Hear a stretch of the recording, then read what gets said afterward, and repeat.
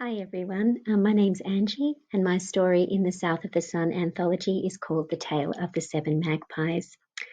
I was inspired to write this story when a magpie came to sit on my balcony while I was contemplating the tale of the seven ravens, and it just came to me on that day. So magpies are very special birds. Anyway, here's just a little taster for you. The Tale of the Seven Magpies.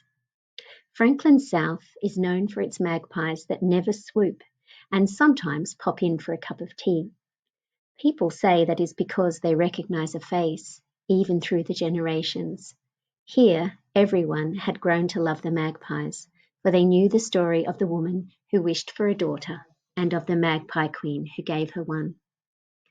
The Magpie Queen was more myth and magic than real. Some people had never seen her.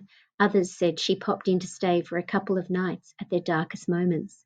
Others still that she appeared just before the crabapple blossoms bloomed and would braid them into children's hair.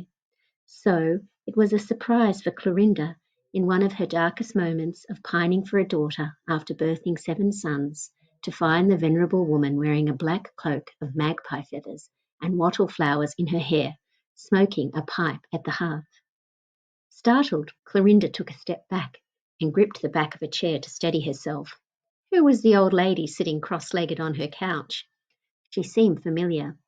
The deep lines that crisscrossed under her eyes and the crevices under her cheekbones.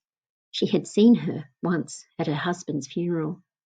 Silent, head down, wrapped in the same cloak. It had only been a second, a fleeting image, and then she had disappeared. As a child, Clorinda had heard the tales of the Magpie Queen. Children would gather in troops to seek the elusive woman.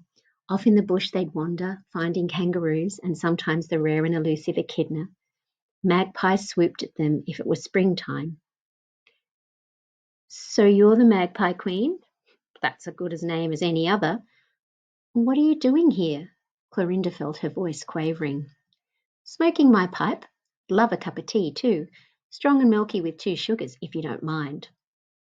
Compelling herself to remain calm, Clorinda filled the kettle with water from the jug and suspended it over the fire. She was barely prepared for the unbidden question that wrenched her heart, and yet, somehow, she had already braced for it. You want a daughter, don't you? I do. Well, you shouldn't cry like that. I heard you all the way over the other side of the mountain. Can you help me? Magic has its limits. There is balance for everything. I understand, Clorinda nodded, straightening her back in resolve. Understanding and living with something are 2 different things. Do you accept that there is a price to readdress the balance? Clorinda squirmed.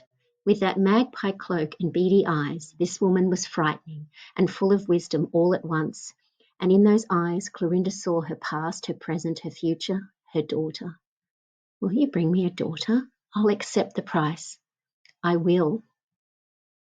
Before Clorinda had time to reflect on their deal, the Magpie Queen was gone, with an exhalation of smoke and a twirl of magpie feathered cloak. She left behind the smell of tobacco and a pretty black and white feather. Well, that's all for the moment. If you want to see how it ends, you'll have to buy a copy of the book.